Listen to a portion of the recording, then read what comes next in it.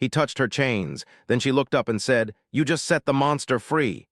The station drifted in silence. It was not the peaceful kind of silence that came from rest or safety. It was the kind that came from distance, far from stars, far from trade lanes, far from help. The research station floated at the edge of mapped space, where only careful ships traveled and nothing ever happened by accident. Inside the station, lights glowed softly. Machines hummed, data flowed, everything was controlled, everything except the human. She was kept in Chamber 7. The chamber was small, round, and made of layered, transparent alloy. The walls were strong enough to hold creatures that could bend steel. Inside the room, the temperature was always perfect, the air always clean, and the light always gentle. At the center sat the human woman. She was bound by chains. The chains were not simple metal. They shimmered faintly, reacting to her presence.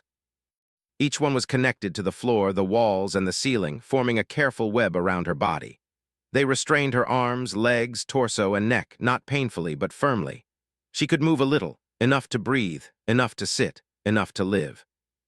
Her name was listed in the system as Subject H-17, but no one called her that anymore. They called her the Risk.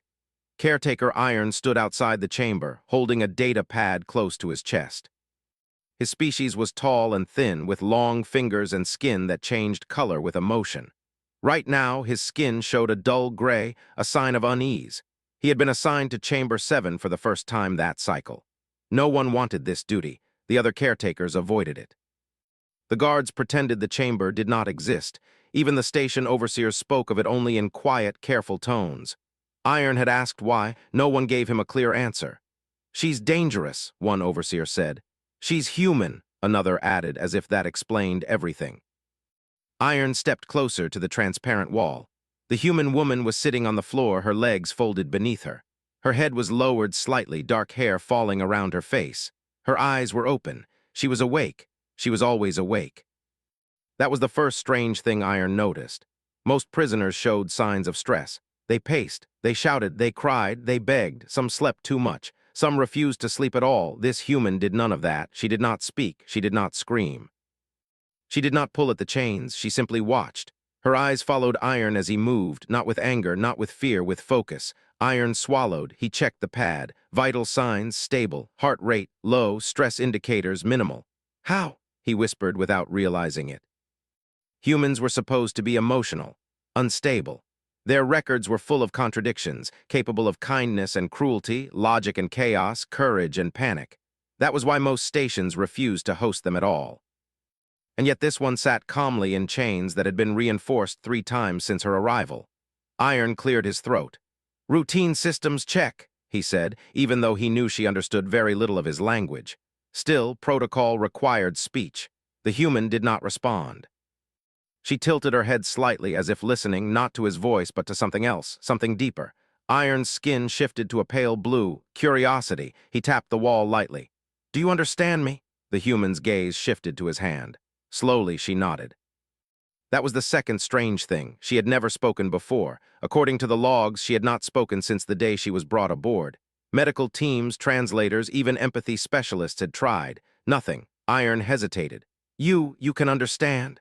Another small nod. The room felt colder even though the temperature had not changed. "Why don't you speak?" he asked, his voice softer now. For a long moment, nothing happened. Then the human lifted her head fully. Her eyes met his. They were not wild. They were not empty. They were tired. "And careful. If I speak," she said slowly, her accent rough but clear, "they will ask questions." Her voice was calm, too calm. Iron froze. You can speak," he said. "Yes," she replied. "Then why, they will ask the wrong ones."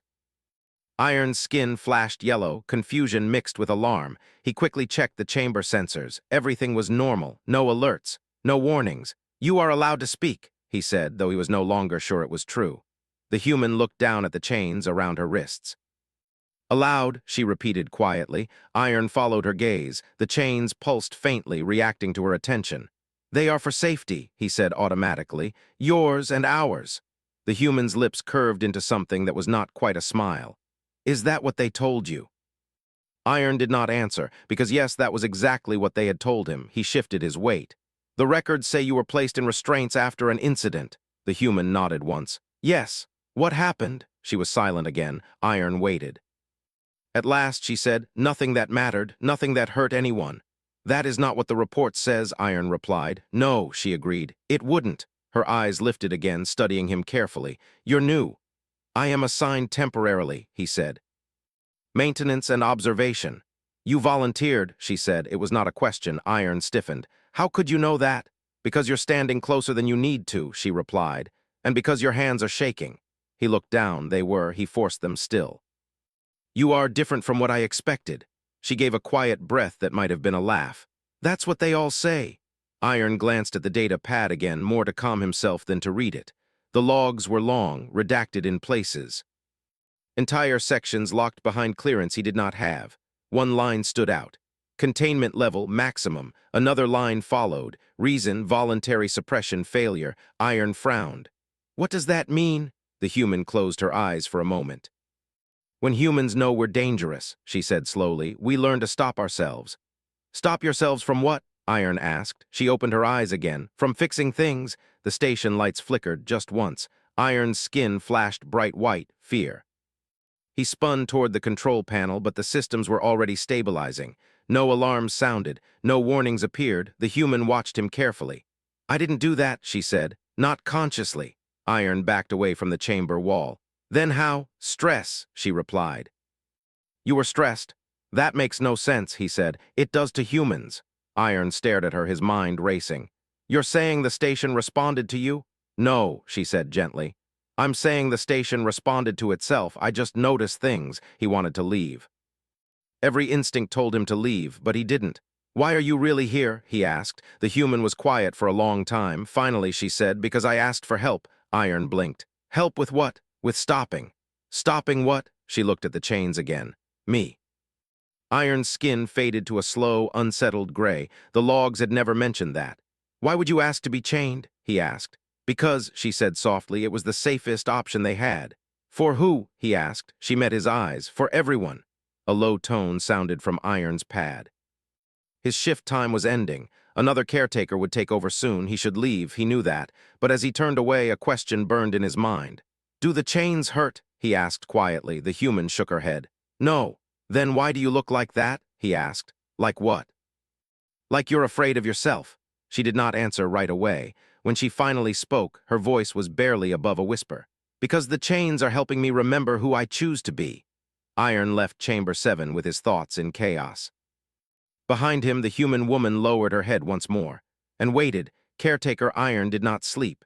He lay on his rest platform, eyes open, staring at the ceiling lights as they slowly shifted through their cycle. The station was quiet, but his thoughts were loud.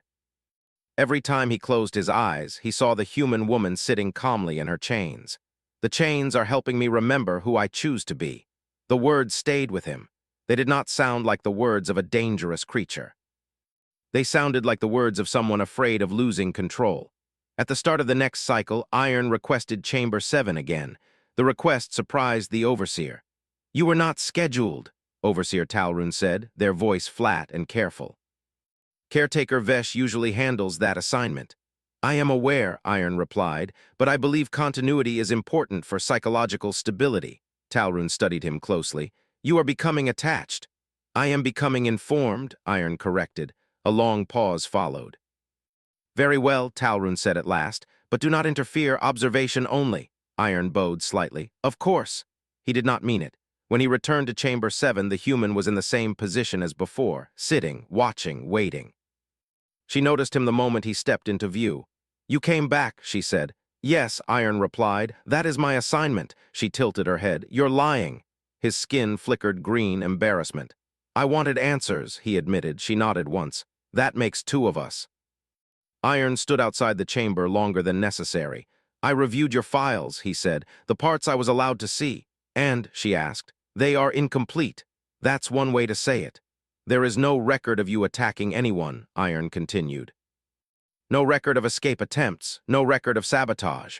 Because I didn't do those things, she said calmly. Then why the maximum containment, he asked. The human leaned back slightly, testing the pull of the chains. They glowed faintly, responding to her movement. Because, she said, they're afraid of what happens if I stop holding myself back. Iron hesitated. Are you holding yourself back right now? Yes. Why? He asked. She looked at him for a long moment. Because you're standing there. His skin shifted pale blue, uncertainty mixed with concern. You believe I am in danger? He asked. No, she replied. I believe you don't deserve to be. The words were not threatening. That somehow made them worse. Iron changed the subject. You said before that the chains were not about strength. They aren't, she said. Then what are they for? The human raised her bound hands slightly. Permission, Iron frowned. Permission to do what? To stop choosing, she replied. That makes no sense. It will, she said quietly, just not all at once. Iron turned to his data pad. Your file mentions voluntary suppression failure. What does that mean? The human exhaled slowly. It means I got tired. Tired of what? Tired of fixing problems no one wanted fixed, she said. Iron looked up. You fix problems? That's what humans do, she replied, even when we shouldn't. He studied her carefully. She looked ordinary, smaller than most species on the station, fragile even. Yet the chamber around her was reinforced beyond reason. Explain, Iron said. She thought for a moment. Have you ever noticed something broken that everyone else ignores? Yes, Iron said. It happens often. And do you leave it broken? She asked. He hesitated. Sometimes. She smiled faintly. Humans don't. Iron's pad chimed softly. A system fluctuation alert. Minor, already resolved. He froze. The human glanced toward the ceiling. That wasn't me, she said again. You said that before, Iron replied, and it was true then, too. Then what caused it? He asked. She shrugged as much as the chains allowed. You noticed a problem? I didn't touch anything. No, she said, but you noticed. Iron's skin flushed white. That is impossible. Not for humans, she said gently. He stepped closer to the chamber wall. Are you saying you influence systems by thinking? No, she replied. I'm saying systems influence themselves when humans pay attention. That is the same thing, he said. It feels different from the inside, she replied. Iron looked away unsettled. Why are you really here? He asked again. The human's expression grew serious. Because I failed. At what? He asked. At stopping early, she said. Stopping what? He pressed. She met his eyes. At becoming more than I was meant to be. Silence filled the chamber. Iron lowered his voice. What happened before you were brought here? The human closed her eyes. For a long time, she said, I helped people, different species, different worlds, broken systems, collapsing structures, political deadlocks. Resource failures. You were some kind of engineer? Iron asked. Sometimes, she said, sometimes a teacher, sometimes a mediator, sometimes just a human in the room. And that was a problem, he asked. It became one, she said, because things started working too well. Iron blinked. That doesn't sound like failure. It does when people stop making choices, she replied, when they wait for you to arrive before acting. He felt a chill. They depended on you? Yes, she said, and then they blamed me when they didn't like the outcome. That is illogical, Iron said. She smiled sadly. So are most people. Iron studied the chains again. Who decided you needed these? I did, she said. He stared at her. That is not in the report. Of course it isn't, she replied. They prefer the monster story. Monster, he echoed. She nodded. It's easier to fear something than to understand it. Iron checked the pad again. The restraints' power levels were stable, overpowered even. You could not break these even if you tried, he said. She looked at him calmly. I know. Then why are they here? He asked. She leaned forward slightly. Because if they weren't, I would start fixing things again. And that would be bad, he asked. She hesitated. Not at first. Iron's skin turned dull gray. What happens later? He asked. She did not answer. The station lights dimmed briefly. Iron's pad chimed again. Another minor adjustment. Energy flow optimized. Resource allocation balanced. Iron's breath caught. You said that wasn't you. It wasn't deliberate, she replied. Then stop it, he said sharply. She looked surprised. I am. No, you're not, he insisted. The station is changing, she nodded slowly, because you're afraid. That doesn't make sense, he said. Fear makes humans focus, she replied. Focus makes systems listen. Iron stepped back. This is why they chained you, he said. No, she replied softly. This is why I asked them to. His eyes widened. You asked? Yes. Why would they agree? He asked. They didn't at first, she said. They tried to study me, to use me. And, he asked, and I fixed their problems, she said simply. Iron felt a deep unease settle in his core. You're saying this station runs better when I'm calm, she finished. He looked at the chamber walls, the ceiling, the quiet hum of perfect systems. How long have you been here? He asked. Long enough, she said. Why haven't you escaped? He asked. She looked genuinely confused. Why would I? Because you're imprisoned, he said. She shook her head. I'm resting. Iron's pad chimed again. This time he didn't look at it. Do the others know? He asked quietly. Some, she replied. Enough to be afraid. And you? He asked. Are you afraid of yourself? She considered the question carefully. Yes, she said, but not for the reason they think. Why then? He asked. Because if I stop choosing restraint, she said, it becomes very hard to start again. The shift change alert sounded. Another caretaker would arrive soon. Iron realized his hands were shaking again. I should go, he said. She nodded. You should. He turned away, then paused. Why talk to me? He asked. Why now? She met his eyes through the transparent wall. Because, she said softly, you still believe the chains are the important part. Iron swallowed. Aren't they? She shook her head. They never were. As Iron left Chamber 7, the station adjusted itself once more, quietly, efficiently, perfectly. And the human woman closed her eyes, not to sleep, but to hold herself still. Caretaker Iron stood alone in the maintenance corridor, staring at the panel in front of him. He had been standing there for a long time. The panel showed restraint systems for Chamber 7. Normally, caretakers were not allowed to see this screen. But Iron had access now, not full access, just enough to check status, power flow, and emergency overrides. He told himself he was only checking, only observing. That was a lie. The station had been changing, not breaking. Not failing, improving, energy waste had dropped, air circulation was smoother. Minor system errors corrected themselves before alerts even formed. The station felt calmer, and it all began after Iron started talking to the human. He looked at the screen again. Restraint integrity, 100%. Unauthorized access, he hesitated. Then he continued. The system showed diagrams of the chains. They were not only physical restraints. They carried signals, soft, constant signals that interfered with neural patterns, not pain, not control, limitation. Iron stepped back. They're not just holding her, he muttered. They're silencing her. The memory of her words returned. The chains are helping me remember who I choose to be. What choice could exist under dampening? A voice echoed behind him. You shouldn't be here. Iron turned quickly. Caretaker Vesh stood in the corridor, arms folded, eyes sharp. Vesh had served on the station longer than anyone else. He knew every system, every secret. I'm performing a systems check, Iron said. Vesh's skin shifted red, disbelief. On Chamber 7? Vesh asked. That's not your assignment. I requested it, Iron replied. And you were denied, Vesh said. Silence stretched between them. Vesh sighed. You talked to her, didn't you? Iron did not answer. That was your mistake, Vesh said quietly. She's not what they say, Iron replied. Vesh laughed softly. That's what everyone says at first. What does that mean? Iron asked. It means she changes how you think, Vesh said. That's why they dampen her. Iron's skin flashed white. You know. We all know, Vesh said. Some of us just accept it. Accept what? Iron demanded. That she's too dangerous to be fully aware, Vesh replied. She's calm, Iron said. Kind, careful. Because she's chained, Vesh said. Because she's muted. That's wrong, Iron said. Vesh stepped closer. You weren't here before. You didn't see what happened. What happened? Iron asked. Vesh's voice lowered. She fixed a trade conflict in one meeting, balanced 5 economies in a single cycle, ended a power struggle that had lasted generations. Iron blinked. That's good. No, Vesh said. It terrified them. Why? Iron asked. Because no one asked her to stop, Vesh replied, and no one could undo what she changed. Iron felt cold. She didn't force them, Iron said. No, Vesh agreed. They followed willingly. That's not a crime, Iron said. It is when free will becomes irrelevant, Vesh replied. Iron looked back at the panel.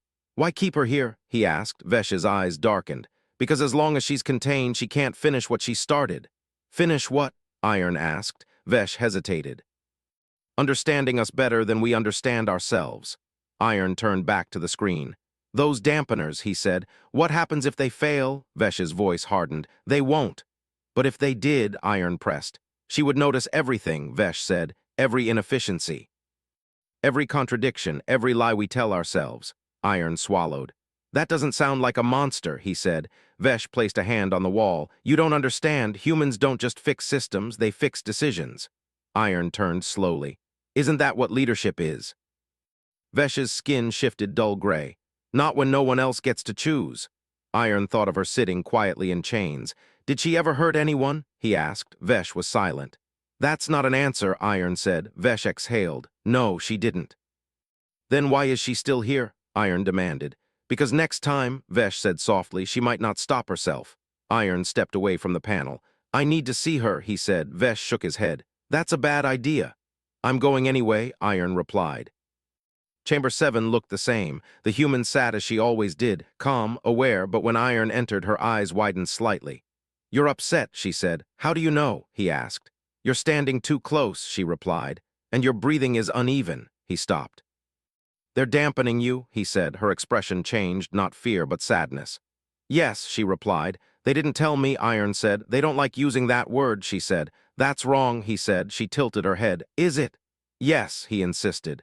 They're controlling you. She shook her head. No, they're helping me rest. That's not rest, he said. That's silence. She looked down at the chains. Silence is sometimes mercy, she said. For who? He asked. For everyone, she replied. Iron's hands trembled. They're afraid of you, he said. They should be afraid of themselves, she replied gently. Iron moved closer to the control panel outside the chamber. Her eyes followed him. What are you doing? She asked. Fixing a wrong, he said. She stiffened. Don't. I can reduce the dampening, he said. Just a little. Enough for you to think clearly. Her voice sharpened. I am thinking clearly. No, he said. You're being muted. That's the point, she said. Iron hesitated. You don't want this? I want choice, she replied. And right now my choice is restraint. That's not fair, he said. She looked straight at him. Neither is what happens if you ignore that. Iron's skin pulsed white. You trust me, he said. Yes, she replied. Then trust me now, he said. She closed her eyes. I trusted myself once too, she said quietly. Iron reached for the control. His finger hovered. Stop, she whispered.